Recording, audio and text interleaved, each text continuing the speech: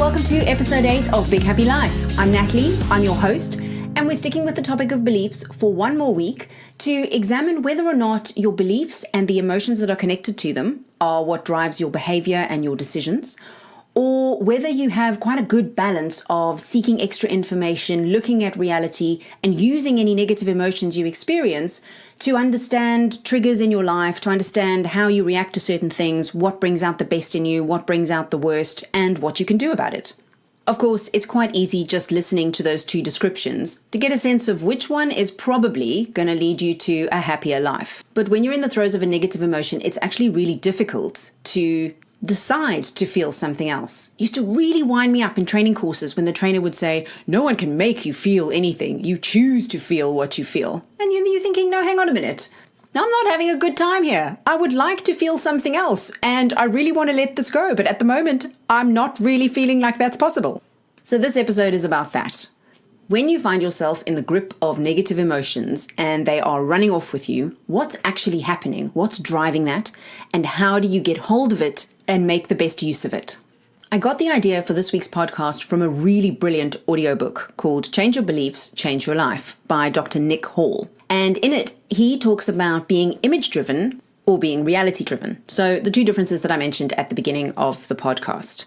In the book, he gives a really cool explanation of how we form our beliefs or how we form the images on which our beliefs are based.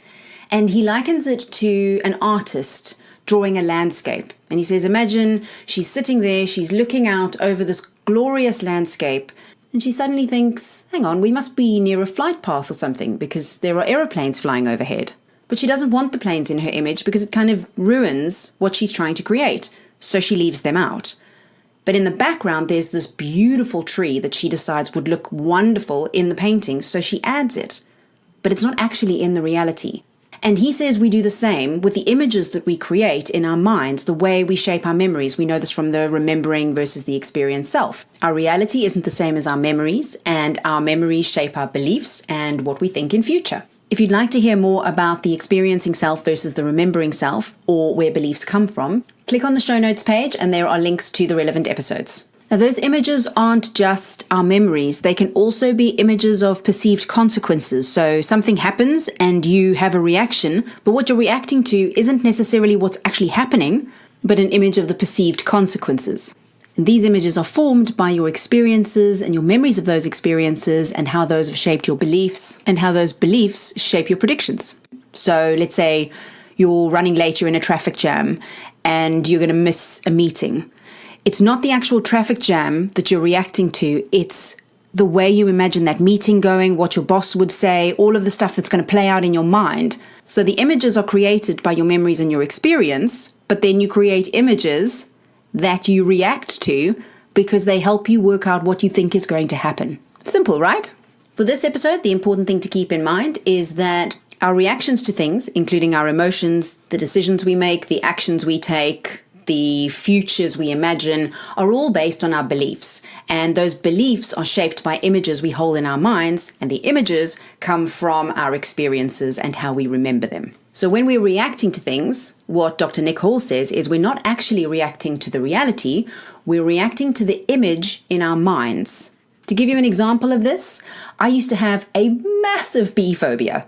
I once encountered a bee in my house and ran into a room and locked myself in there and phoned my husband, who was at work at the time and would have taken 2 hours to get home, and went, bee, bee, down the phone at him. I was too scared to open the door because I had this vision that the bee would be at eye level waiting for me, ready when I opened the door. I was the person who couldn't eat outside at a barbecue. I had to keep moving away from the table. If there was a bee near me, I would freak out. I started crying and hyperventilating on a bus when I was on holiday because a bee flew near me. And now I'm totally calm about it. How? The image changed. The old image came from an experience I had when I was at a school camp when I was about 11. And a bee landed on me and started walking up my cheek, and my teacher was freaking, stay still, stay still. And I was absolutely terrified. And ever since then, I've been terrified of bees. And so the image gradually over the years just became more and more rooted and more distorted. I think in the image in my mind, the bees were always a lot bigger and there was never anything I could do. And that fear of finding myself in such a powerless position where I would be at the mercy of the bee if I didn't get away from it before it landed on me meant that my behavior was always driven by that. Get away, get away, get away. But the image changed as soon as I had my kids. Because if I start reacting like that to bees, what's going to happen to them? Will they be afraid? Will they end up with the same phobia I had because they've learned it off me? Well, I couldn't have that. So it became time to change. And that was enough of a driver to change the image. So I guess that's the other thing, is once you become aware that the image exists, there has to be enough of a driver to make the change towards something else. So in those situations, that's when you decide, do I want to be driven by this image, or do I need to recheck my view of reality and make some changes? Now, in last week's episode, we spoke about how to challenge a belief. If you haven't listened to that, it's a good place to start. And again, I've included links in the show notes page to that episode. Where last week's episode is more about challenging beliefs in order to shape your future, this week's episode is more about challenging beliefs in order to change your behavior in moments where you're reacting to the image rather than the reality. And that's causing you some kind of distress or negative emotion that perhaps you don't need to experience. It's probably worth stopping here for a moment to say, I don't think there is such a thing as a negative emotion and a positive emotion. I think the type of emotion I'm describing is when, like in my case, I experienced such abject fear in the face of a bee. There wasn't any need for me to react that way. If it was a bear, different story. In that case, the emotion would be perfectly valid and could potentially save my life. So the emotion itself isn't the problem. It's when the image is driving an emotion that causes you to react in a way that's not actually linked to the reality you're experiencing. So here are some of the signs to look out for that, if you spot them, would suggest that in this particular situation, it's your belief and the image that goes with it that are driving your behavior, rather than a kind of more objective view of reality. The first thing is you'll be ignoring information that doesn't go with the image. So in my bee example, I was ignoring the fact that no one else was running away, no one else was scared. The bees really weren't that focused on people, they were more focused on flowers, food, and drink. And we just happened to be there in their way. My belief, the bee will sting me. And the image was the bee, larger than life, flying straight at my face.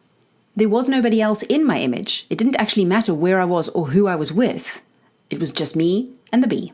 And that's what I would react to.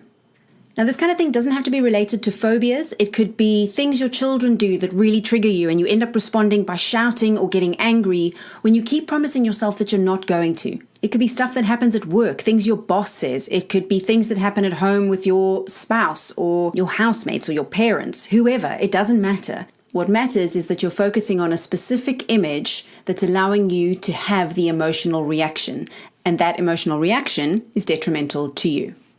The second thing you'll find in situations where you're image-driven is that those feelings tend to be unproductive.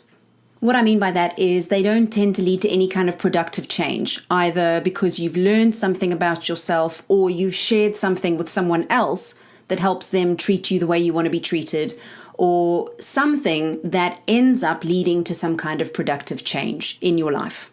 And without that change, you end up with the third sign, which is that you have the same type of experience repeatedly.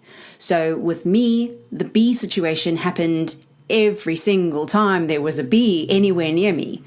If the situation is related to you and your spouse, the likelihood is you might have the same fight over and over again, or you end up internalizing or feeling that same stress over and over again because you haven't yet vocalized how you feel or what you need. So it's quite easy to see how the more situations you have in your life where you are image-driven, the more likely it will be that you'd have emotions that ultimately are detrimental to your well-being and your happiness. Whereas when you're able to be more reality-driven, the likelihood is even when you experience negative emotions, something productive could come out of them. So let's have a look at how that differs. The first thing is that you are going to be willing to seek new information, which means you're also going to be willing to be wrong. And that's really quite hard to do. The next thing is that you'd need to be willing to at least test some of the possibilities. So if I go back to my B scenario, if I'm going to be willing to test an experience, I'm going to sit there without freezing or tensing my body. I'm not going to run away, and I'm going to see what happens with the bee.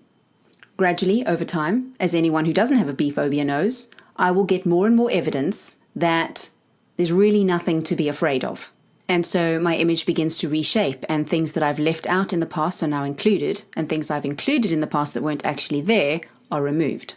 The next hallmark is that you are willing to feel the negative emotion and let it tell you something. Whenever you're experiencing an emotion that feels negative to you, it has a message to give. And that sounds really kind of airy-fairy, but basically you feel it for a reason. And when you are reality-driven, you seek the reason. Is it a trigger from a long time ago? Is it specific to this event? Are you bringing in a whole load of other stuff that actually isn't relevant to what's happening right now? What's the reason you feel the way you feel? And the final element of being reality driven is that you would be willing to take some kind of action. So in my case with the bee phobia, the likelihood is that had it not been for my kids and for me being able to work that through on my own, if it became something I wanted to deal with, I might have needed to consult a therapist who could help me work through how to change that image if I was unable to do so by myself. If it was a problem with a spouse, I would be willing to start having conversations that were different to the conversations I was having before. Probably more exploratory, more curious about what the drivers are behind how we keep ending up in these loops. So what ultimately happens when you take this kind of approach is that what feels initially like a negative emotion can ultimately lead to insights and conversations that lead you somewhere much more positive. So they make a massive contribution to your future happiness, to your strengths, peace of mind, abilities to cope with the same situation should it arise again, all that kind of thing. And what you find when you take this kind of approach is that negative emotions become less scary because they're not an indicator of something you're going to get stuck with. They're an indicator of something you're going to deal with, which is far more powerful. For today, that's where we'll leave it. If you've got any comments or questions, as always, please comment on the show notes page, and I hope to see you back next time. Thanks for listening.